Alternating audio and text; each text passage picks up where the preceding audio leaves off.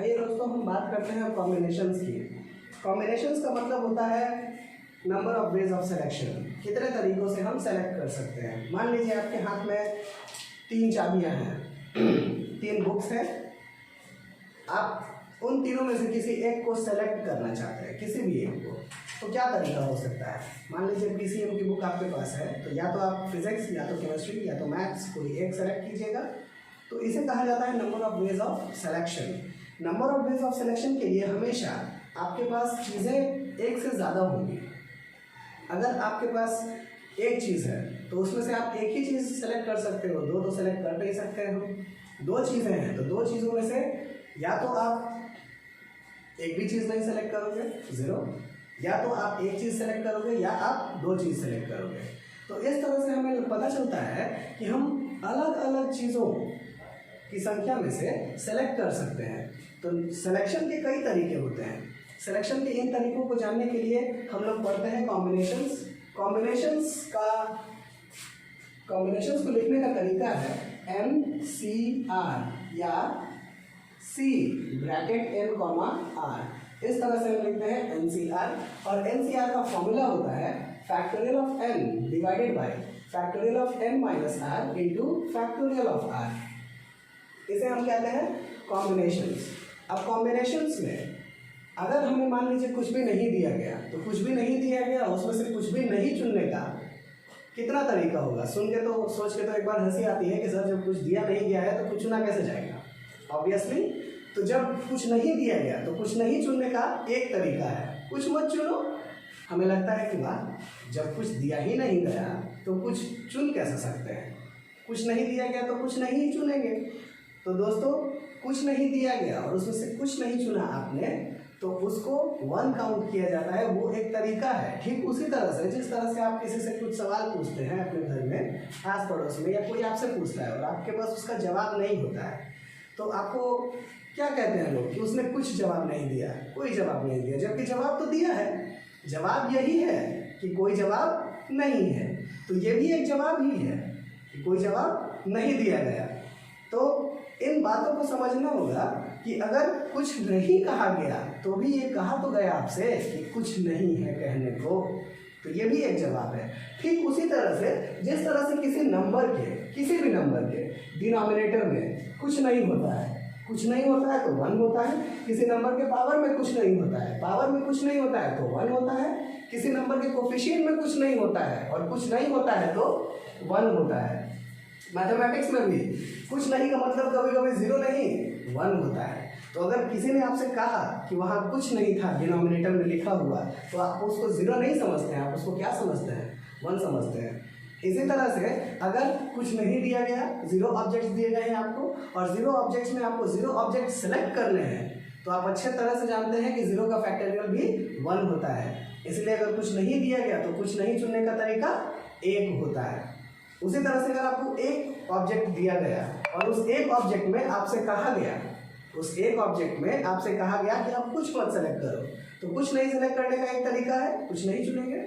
और उस एक ऑब्जेक्ट में से अगर आपसे कहा गया कि आप एक ऑब्जेक्ट सेलेक्ट कर लो, तो उसका भी एक ही तरीका है कि वो एक ऑब्जेक्ट हम सेलेक्ट कर लेंगे।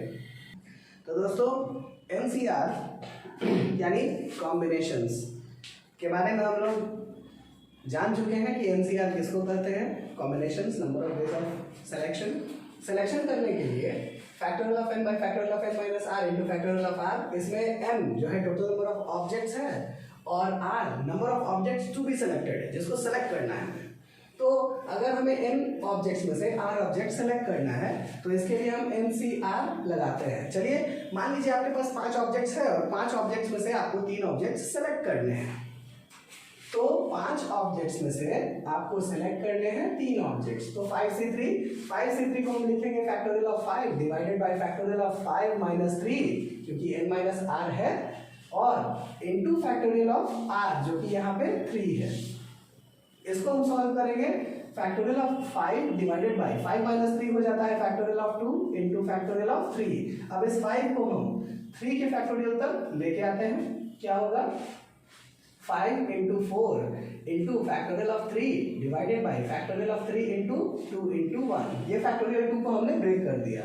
Factorial 3 cancel out with factorial 3, 2 से हम 4 को डिवाइड कर ले सकते हैं, बचेगा मेरे 2, तो 5 2s are 10। इस तरह से हमें मिल जाता है 5 ऑब्जेक्ट में से 3 ऑब्जेक्ट्स को सेलेक्ट करने का तरीका, जो कि 10 है। इसी तरह से हम और कई बातें कर सकते हैं फैक्टोरियल कॉम्बिनेशंस के बारे में। दोस्तों, आप सब लोग कभी ना कभी इस तरह की प्रॉब्लम्स में तो फंसे ही होंगे, जिसमें आपको तकलीफ होती होगी कि 4 ऑब्जेक्ट्स में से, 5 ऑब्जेक्ट्स में से, 6 ऑब्जेक्ट्स में से कितने ऑब्जेक्ट्स सेलेक्ट किए जा सकते हैं और कितने तरीके इसके हो सकते हैं। तो आइए इन तरीकों को आसानी से बनाने का एक तरीका देखते हैं, और इसको हम देखेंगे एक ट्राइंगल के जरिए से, जिसको हम पास्कलियन ट्राइंगल कहते हैं। पास्कलियन ट्राइंगल बनाने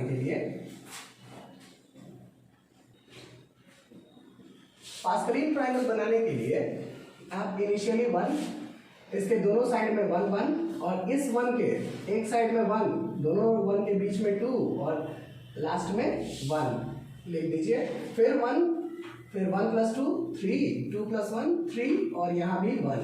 इसी तरह से 1 1 + 3 4, 3 + 3 6, 3 + 1 4, और फिर 1। इसी तरह से 1 5 10 10 5 1 1 6 15 20 15 6 1, और इसको हम आगे लेके चल सकते हैं, बढ़ सकते हैं काफी दूर तक।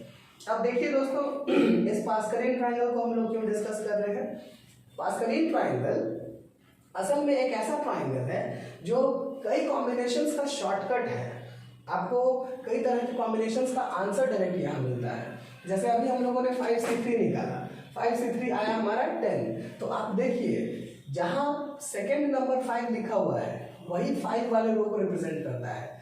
ये जो 1 है ये 5C0 है, 5C0 जिसका वैल्यू होता है 1। ये जो 5 है ये 5C1 है, ये 5C2 रहा, और ये 5C3 रहा। इसका मतलब ये हुआ दोस्तों कि 5C3 रहे या 5C2 रहे, दोनों का आंसर 10 आने वाला है। और देखिए, हम लोगों ने 5 ऑब्जेक्ट्स में से 3 ऑब्जेक्ट जब सेलेक्ट किए तो हमें 10 मिला भी। तो इस तरह से 5 के लिए अगर ये रो है तो 6 के लिए ये रो है, 7 के लिए इसके नीचे लिख सकते हैं हम, और इसके नीचे लिखते जा सकते हैं। तो एक्चुअल जो पास्कलियन ट्राइंगल होता है वो NCR का होता है, यानी 1 से 0, 0 से 0, ये पहला जो है वो 0 से 0 को रिप्रेजेंट करता है, 0C0। दूसरा जो है 1 से 0 और 1C1 को रिप्रेजेंट करता है। तीसरा 2C0, 2C1 और 2C2 को रिप्रेजेंट करता है। और इसी तरह से ये ट्राइंगल आगे की तरफ चलता है। और इस ट्राइंगल को अगर कोई बच्चा अपने दिमाग में रखे तो बाइनोमियल थ्योरम के कई क्वेश्चंस, परम्यूटेशंस कॉम्बिनेशंस के कई क्वेश्चंस वो इन अ फ्लैश सॉल्व कर सकता है। कॉम्बिनेशंस में कुछ थ्योरम्स, कुछ फॉर्मूलाज भी हैं जो हमारे कॉम्बिनेशंस को आसान बनाता है। उनमें से कुछ फॉर्मूलाज देखिए। NCR = NC(n-r) भी होता है। और इस फॉर्मूला को आप देख सकते हैं पास्कलियन ट्राइंगल में। अगर आप समझिए कि यहाँ पे एक सिमेट्रिक लाइन खींचा हुआ है, तो इस लाइन के इधर जितने वैल्यूज है उधर भी उतनी ही वैल्यूज है। इसका मतलब ये हुआ कि जो वैल्यू 5C2 का होगा वही 5C3 का भी होगा, जो वैल्यू 6C2 का होगा वही वैल्यू 6C4 का भी होगा, जो वैल्यू 6C1 का है वही वैल्यू 6C5 का भी होगा। इसी का मतलब होता है NCR = NC(n-r)। इस तरह से और भी कई फॉर्मूलाज बन सकते हैं कॉम्बिनेशंस चैप्टर में, जिसके बारे में हम डिटेल में बात करेंगे जब हम कॉम्बिनेशंस टॉपिक को पढ़ेंगे।